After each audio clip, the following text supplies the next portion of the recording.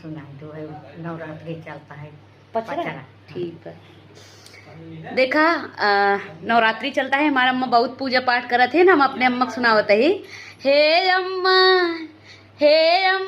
रंगना लिपाई द घरे यहाँ भवानी, हे अम्मा अंगना लिपाई द घरे यहाँ भवानी। नम्मा लिपाऊ। हाँ हो। ऊंचा सिंहासन मैया मनहु न भावई, ऊंचा सिंहासन मैया मनहु न भावई।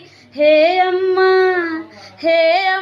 चौकी पुराई दा घरे यहाँ भवानी, हे अम्मा चौकी पुराई दा घरे यहाँ भवानी।